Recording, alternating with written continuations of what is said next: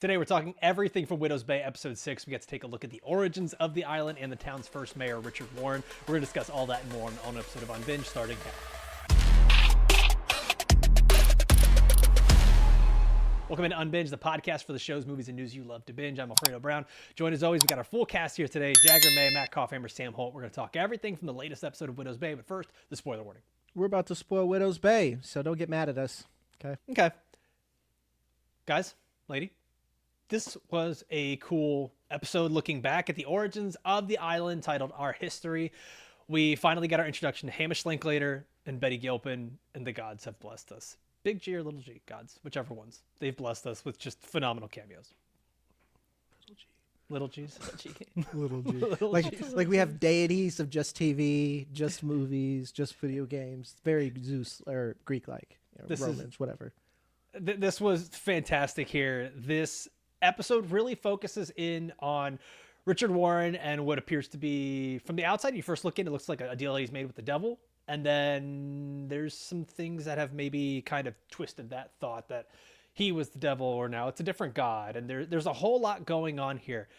Someone kick us off here what they think is going on here with Richard Warren, because I'm starting to think maybe he is the island's boogeyman and he's still not dead. I think he made a pact with the island during a very harsh winter, the one that we learned about where they ate with the mushrooms. They reduced themselves to cannibalism in the church. That was something else that was mentioned in the museum earlier. I forgot which episode it was. But he says something about the pact that he had made, that they had all made, and the sacrifices that they had made. And I think that's when he made a deal with the island that then has done some level of cursing him, and I think then turning him into the boogeyman. But I feel like the boogeyman is still a bigger entity part of the island, and it's not necessarily him. I think he's just now cursed. Okay. You're muted, Jag. I think he's a puppet. So that would be par for the course with Hamish Linklater. Mm-hmm. Yeah. After Gen V. Cypher. And Midnight Mass, if you think about it. Yeah. He was just like an idiot old man who found a vampire, and it's just like, oh, God? He's just a butterfly. Is this God? Like, what if it's not Ghost in a Shell? What if it's, and I mean, just like you're saying, he's sort of this vessel, very similar to, let's say, like Gen V, spoilers for other stuff, Gen V Obsession, where it's like he's still in there, but he is also being controlled by whatever the entity of the island is.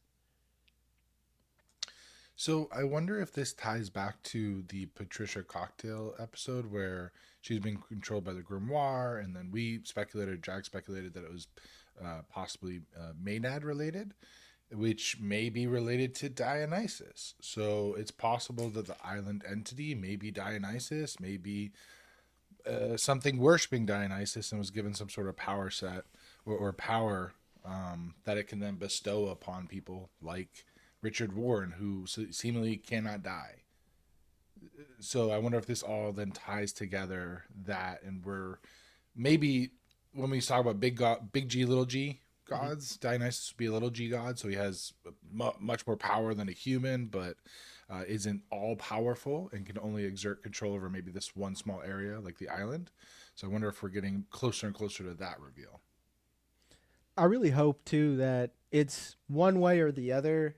As far as like the lore, like, is it going to be Dionysus, and we're going to stick to that and whatever. But like, then I feel like there's a lot of explaining that has to happen of why this specific god is all of a sudden real. And then we're going to get in all the Greek lore and it's just going to spiral, where I'd rather just have like Pazuzu or something. And then Pazuzu just attracts sea hags, maenads, and all that stuff to this island, where like the island is now just like a hot spot for fuckery, By Pazuzu, you mean it's just something we can't explain? Yeah, Pazuzu is the I demon thought from that was the Exorcist. thing with I thought that was the thing with the cookie and the ice cream that they bring out. I don't know what Pazuki? joke that A is. Pazuki? Whatever. Yeah. Oh my gosh. I've never even heard of that. What restaurant does that? Who does the Pazuki? BJ's. Wait, so a Pazuzu is a real thing? Thought Yeah. not just a word you made up? Okay. Yeah. Sam, are you surprised that I know an actual demon? No, I thought that was the bird from Lion King. Oh, yeah. Pazazu. No. I think I like the idea of the entity on the island being something so big that you can't define it. And that's where like all Yeah. these mysteries come from, of people trying to define it and coming up with ways to do that. And then the island morphing into what someone believes it could be, kind of like when the boogeyman, you think of someone's in your closet and then it takes shape in your mind and then you see it. I kind of feel like I would rather the island be that, where it's learning what people are scared of and becoming different things to intentionally scare different people. Yeah, Pennywise. Yeah, it just another kind of, yeah, Pennywise. actually, Yeah. yes. Like that's a good example, because like I'm gonna be honest, reading a lot of the comments from our last episode and then kind of coming down to earth here, I think we're spiraling a little bit, and I think that like we're trying to We or like the make show? our we as the audience collectively, Okay. like because of like the theories, I think, are just getting way the fuck out of hand now. Like us here, we took that time thing 100% too far, I think, and then like. I do think it's a Maynard 100%, like, or at least based off of Maynard, but just keeping it open-ended, it allows this show to continue to give us different kinds of horror, because that's another thing that like I see everywhere on threads we all agree with. It's like, this isn't just possession horror. This isn't just cult horror. I feel like we can touch all these things at different times and continue to play with all these elements. And the more we like narrow it down and parse it down with lore, we lose that magic. That's a good point. Speaking of horror, this episode especially felt the most horror of the 6 I've seen so far. And I think a big part of that obviously is it was directed by Ty West, who, Pearl X Maxine fame. This being almost a period piece episode, or being a period piece Not almost, episode, it really was. helped lean into those elements of like unease and horror of the unknown, because we're essentially in Sarah's shoes. We don't know what's happening. We're just following along as she is uncovering the same things we're uncovering, and then having that ominous score in the background, everyone being slightly off. Everything that was said to her was just like slightly off. Like one of the first things that was said to her when she gets onto the island is that deckhand dude helping her, and he quotes Richard Warren, and I actually wrote it down because it was really fucking weird what he said. A cold breeze cuts half as quick when you have a warm home and a strong coat, which on its surface is like, okay, cool. But then you think about it, it's like, why is it a warm home and a strong coat, not a strong home and a warm coat?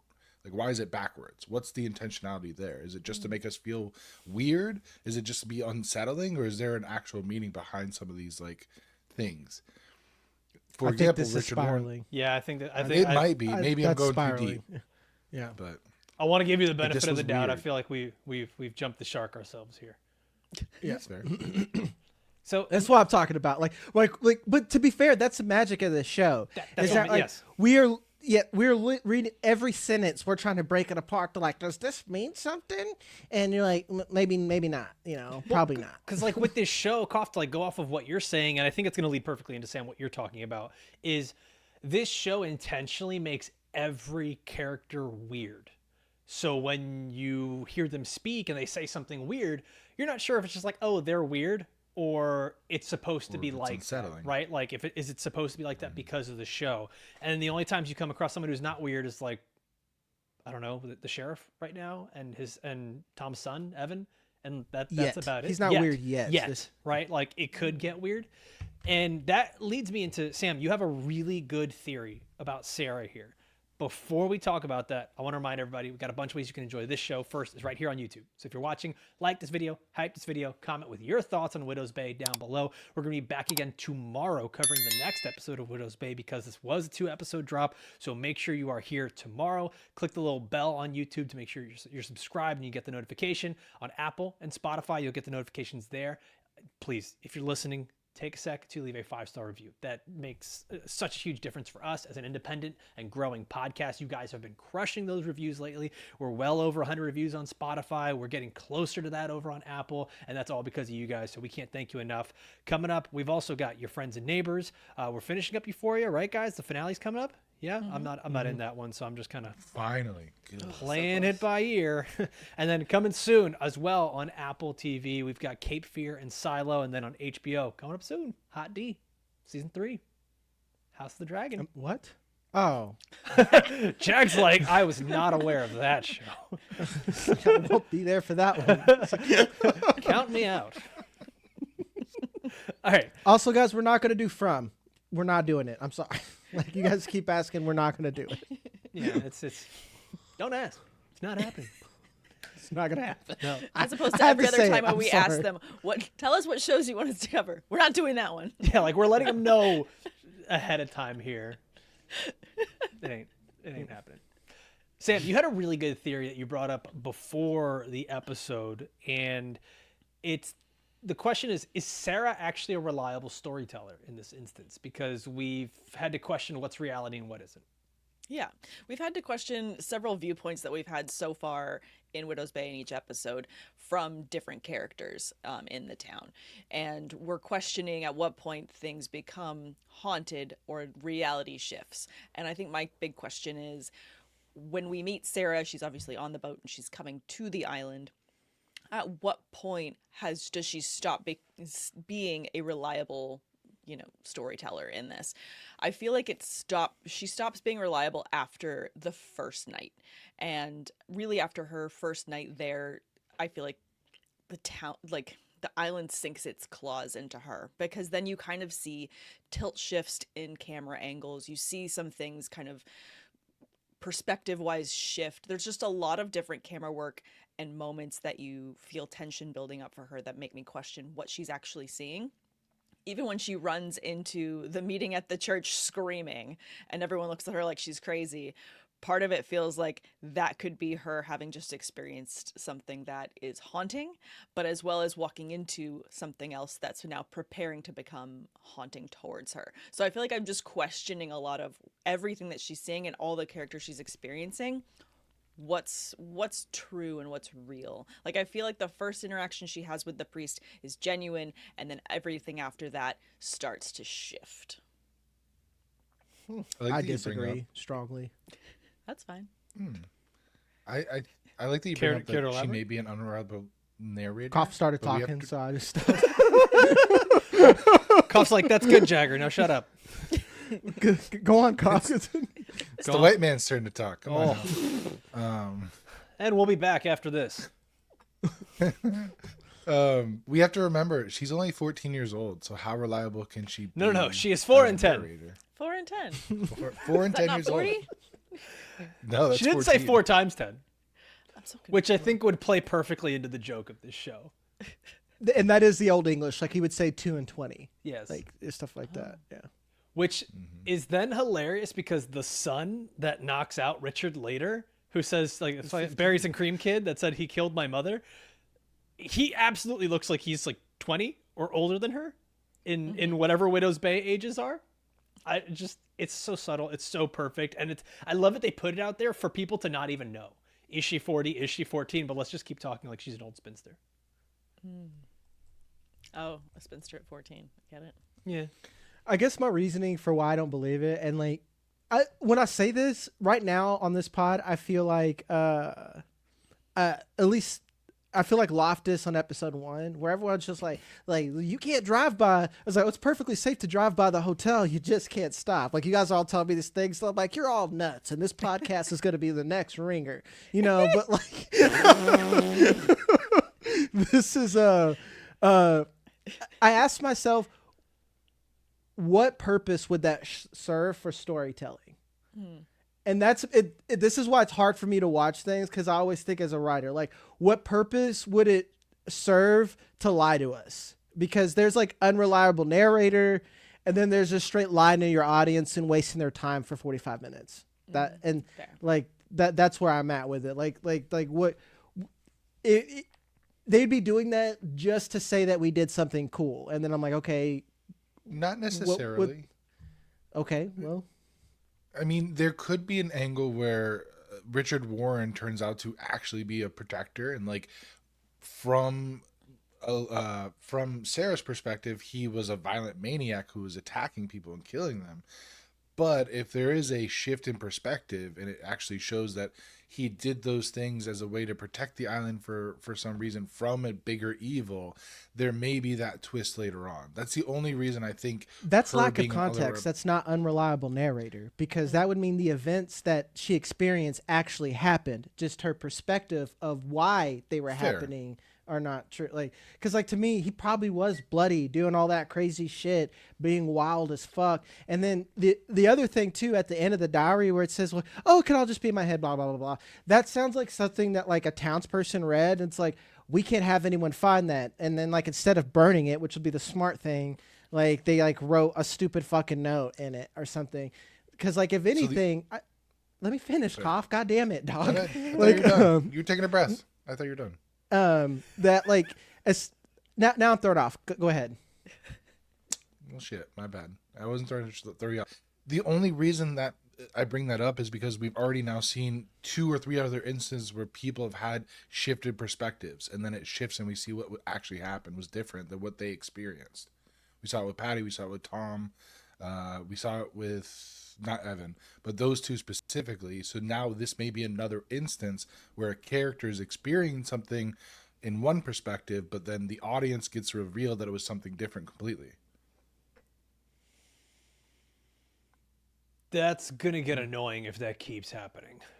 That goes back to like, what's the point of like a storytelling standpoint? Like I'm saying that as an audience, like as an audience member, I do not have this. I'm not privy to the same experience in writing that Jag is, and just sitting back looking at this. If they keep kind of doing the false start on us every other episode, I think that's going to get a little more annoying. I think that would actually weaken this episode because I felt like they did a good job of giving us backstory, origin, but without giving us answers. We still have so many questions, almost the same amount of questions, but we have a little more context. To then take that context away by saying, actually, that this episode was just a big fuck off, that would kind of annoy me, especially where we're at in the season, directly in the middle of it. Because I think we should take this episode a lot like how we take Righteous Gemstones. This was an interlude. This is why we got the 2-episode drop, because we got a break in progressing the story forward to provide context. So now we know, here's what we know for sure. This island, something has a hold on it. We were like, for pretty sure something had a hold of it, but like they were still like, this could be the village where like crazy people are just haunting people. Honestly, that's still not off the table, but we know the cylinder is incredibly important. We know that probably the original mayor is still alive and they're about to dig him up. And then the key thing here, he was freaking the fuck out about his kids going off the island. And the third reason why I don't believe reliable narrator is because we see scenes without our narrator. So this is just purely us seeing a third person view and not purely from Westcott's perspective. I think that's very fair. Guys, do you want more of these looks back into the origin? Yes. I think after one, like, we got a taste. I want more Betty Gilpin. I want more Hamish Linklater. I want every season. Yeah. Like, I think we need 1 or 2 every season just to keep adding something in. Even if it's not them, cool, give us other stories that have happened in the past. Yeah, you've got so much time that's passed, hasn't passed, over the years to jump back into, to look in from a different historical perspective on the things that the town's experiencing, or the island's experiencing, I should say. And then I wanted to ask you guys then, what do you think the pact is that he made, that Warren made with the island, to like, that he's talking about, that he's freaking out about the most? A soul every says it. season, and I won't eat everybody. Yeah. Basically, yeah. A sacrifice, a life for a life. So you protect everyone by giving a sacrifice to whatever deity, entity, whatever. And we see it. The 2 double doors underground that have the chair in front of it, there's a blood trail leading to it. So clearly they leave somebody down there as a sacrifice, and then they get gobbled up. Mm-hmm. And I think the island, because it's not eating, it's getting hungry in what we're seeing. And actually, now that I'm talking through this, it's like not a Maynard, but like the island would, like, someone watched True Blood or some shit on the island. He's like, that's fucking sick. And is like, I'm going to do that to a nigga and eat his ass. And like, he was basically setting up, or he, she, they, whatever, the island was setting up a meal and using Patricia as like a conduit to get the next meal. This all goes back to, this is haunted house theory. You know, like this is like haunting a Hill House. Like the house needs to eat somebody, and then it makes all these things to get you to kill yourself, do all this shit. But it's happening collectively through the people, because, like, what I'm gathering now through the history, these motherfuckers showed up to an island, no help, in New England. It gets cold as fuck there, and they fucked around and found out. And homies started playing to any god that listened. And then someone is just like, y'all cold? You know, I got a deal for you. You know what I'm saying?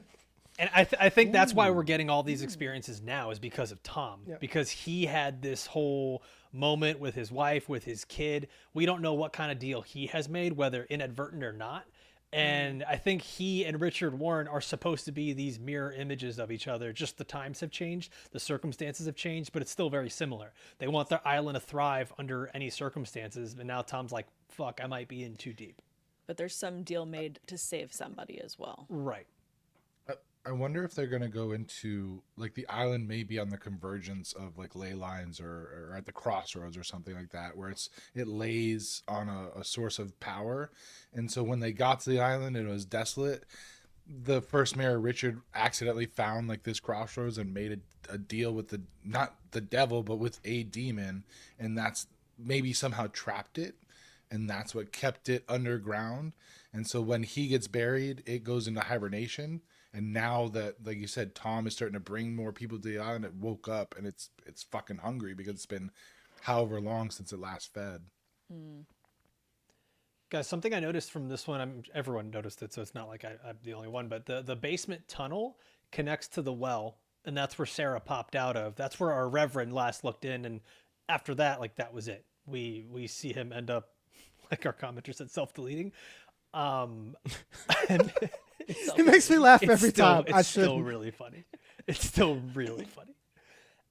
I'm so curious, and I think that's the beauty of this show, is they create more curiosities without, I think, being too annoying about it. It's very similar to Severance, but I think Severance, you get to a point where you're like, all right, let's get some of these answers. It makes me ask, like, how long can we go in this show without knowing much about her? Do you think they're moving along at the right pace? I have no complaints about the pace of this show. Like, I am Zero. locked in every single week. So whatever they give me, I'm like ready for. Yeah. That's Yeah, kind of why I they've like a done lot of my thoughts on plot are the way they are. Sorry, Kopf, go ahead. No, not at all. I was just going to, I basically was say what you said, was that the plot is intriguing enough to where the pacing is not even a concern for me at the moment. And it ties in really well every week. There's always some sort of connective tissue, and we see that here at the end of the episode with them taking what we assume is going to be Richard Warren's body up out of the grave there. Love the music choice. Brandy by Looking Glass. There's some solid needle drops in this, right? Like, what was the other one? We got Rhythm of the Night. 311 by Amber last week. Amber was Or so Amber. good. So good. Yeah, Love about it. 3 Just perfect. Yeah, I was about to say, man, I've gotten high to that song so many fucking times. That's why I sent you that It was text. one of my first concerts with 311. Yeah. Yeah. Kopf, you posed an interesting question here about the kids. We laughed at you. Oh, now my notes are interesting. I mean, no, but hey, let's talk about them. You're asking here if these kids are all from previous wives, which I think would be a pretty logical explanation, considering one of them said he killed the mom, and he just keeps taking wives and making kids and whatever. But you're also asking, is he a Bruce Wayne of the island and just kind of keeps bringing in orphans, but he's actually the dark protector of the whole thing? Yeah, because it was interesting that Thomas, when he whacks him with the wood, he's like, he killed my mother. He didn't say our mother. He said my mother. And that was like, huh. It tickled my brain. I was like, are we supposed to take that these are all his children, or are they his children? Because he took a bunch of orphans and they're now his flock, and that's why he's so like, my children. But I don't know, maybe there's no reason for me to wonder that, but it just, something about the way that line was read made me wonder, are we to suspect that Richard is more of a collector than he is an actual, like, biological father? Do you think he actually killed the mom? Yes. Yes. Because if he killed I one, mean, we saw the hair and the brains against the wall right before she found the secret passage. So it's pretty safe to say Okay. somebody found the secret passage and he took them out. Okay. That's why I And kind of not lean towards if he killed one, he probably just killed them all. Yeah. Yeah. And to stick with the theme here of Dark Protector, not just because he's the voice of Batman, but like I definitely think he is very pragmatic. And like maybe he got driven that far because like I want either this season or next season. Like again, I really like this Righteous Gemstones. If we get one backstory per season to keep driving this plot, I have zero complaints so far. But I would like to see them showing up on the island and what happened to get him to that point. You know, it's kind of like what we're talking about with Euphoria. Like what made Nate a bitch? Like what made the mayor this hard motherfucker? Like I would like to see that. Maybe he's always been that way, but I 100% see that he's like, all right, nothing matters anymore. You know, I have to kill my wife because if I don't, X amount of things is happening. I actually would think that he might have killed his wife for trying to take the kids too. And he's like, you can't take the Off the kids. They were island. born on the island. I think it's very Batman, like you're saying. And like we say that, Sam, I don't know if you know this, he is the voice of Batman in Batman Cape Crusader on Prime Video. No. If you guys haven't watched it, it's a pretty cool animated adaptation of Batman. The more you know. But this, I think, lends itself to him trying to be this Dark Protector, maybe. And it's like slowly, it just drives you to just stop being yourself, where you think you're helping, but now you're actually just doing horrible, horrible things. And is Tom headed in that direction? Because it seems like he might be. Well, what's How nice much about of it is the true site as well? How much is the consuming the mushrooms may change your brain Sure. chemistry too? Yep. Well, to your point, Jag, too, if we get this one look back, and this is a look back of this specific time right before it looks like they're burying him alive, what other look backs do we get? Where do we get one the night of, you know, where he makes the pact? Do we get one before or when they first land on the island? And, you know, he's someone that's full of hope and excitement. Like, like what level has he deteriorated? This is the one that we're seeing in this flashback. Because I won't give you a Ghost in a Shell reference, but I'll give you a Watchmen one, Sam. So Dollar in the jar.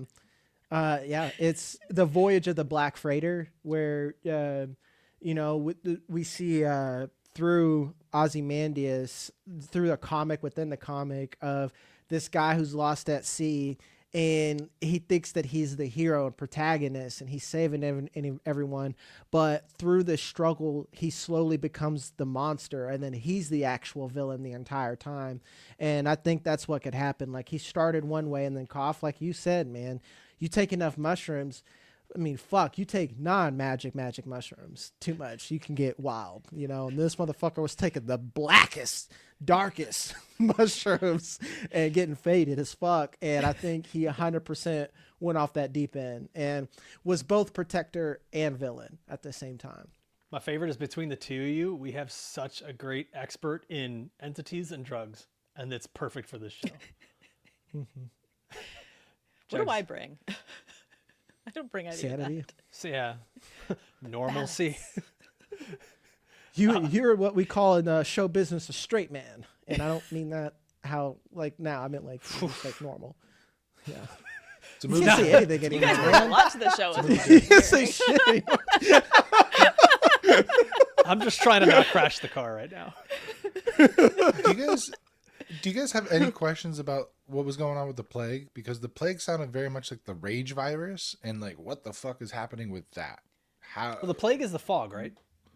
Yeah. Well, the fog seems to cause the plague, but like Yeah. that lady It's a at the end, Nosferatu she had like situation.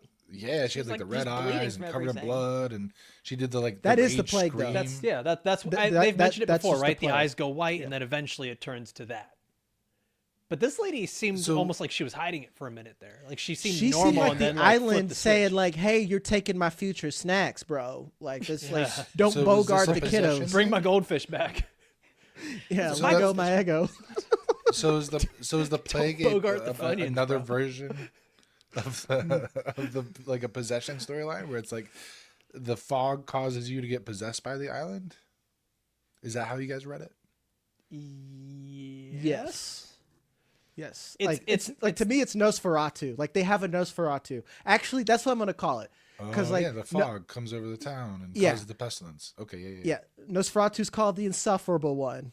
They are suffering and they can't overcome it. So they got a Nosferatu happening here. And homie said, I will stop fucking your world up if you just, pay the troll toll. Troll toll. To get that boy's soul. I like the troll toll. Boy's soul. I am surprised by the lack of like vermin or rats in the show, because you would think if it is that Nosferatu style, like the fog comes in, one of his power sets is he can control like vermin, like rats and bats and shit like that. So you would think there would be more of that imagery on the island. I love who you are. I hate how much I am bothered by that too. But like this, to stick to my own rule, this could be too literal. Like I'm using Nosferatu as like a catch-all term, but Sure. like technically rats are like the number one cause of every problem back then. They're Like, Have we harbingers. seen any animals on this island though? We haven't even seen like a dog bu- or a cat, have Oh we? wait, that's a Wouldn't- different show. I'm Wouldn't watching. we? My shows are getting fucked up. We watch. I'm a lot not of an island shows. expert, but like, what kind of animals are we gonna see? Well, even if just like Rats- people came to rats the are fucking island, they everywhere. would bring a cat On to ships. fight against Yeah. rats on a ship. So you would see some level of, pet Domesticated animals. Domesticated animals. Have brought. we seen? To Sam's point, have we seen any animals? Birds, fish? I don't think we've even snakes, seen, like, rats, cats, dogs, anything. chickens or anything like that? Like, there's nothing that you would say like if I colonizers felt like are Patty coming had a cat. to bring. Did she? She seems like a cat person. I just don't remember. I got to go back and rewatch now because I don't know if we've ever seen any don't think animals. we've yet, never which seen- is We saw fucking inside of her weird. home, like just like the bedroom, Mm-hmm. but like not like a full walkthrough. Because I thought she lived in that bus with books for a minute. I'm like, that checks out. Like she looks like a book bus lady. I don't think that we've seen. I don't think we've seen any animals on this show, and I don't think that we've seen any spouses together. No, like that Right, sheriff, except like for that's Sarah and Richard. yeah, like the only like one the that we've sheriff seen. one. That's my cough bullet point. Let's call these cough bullet points. Like I need to see this motherfucker with his wife before I believe she's real. Because Yeah. I'm that lady on the plane. Like that motherfucker is not real. Every time he's talking to his wife. 100%. Well, this episode, I think Richard Warren keeps focusing so much on the burden of leadership, and I think that's just going to tie directly to Tom.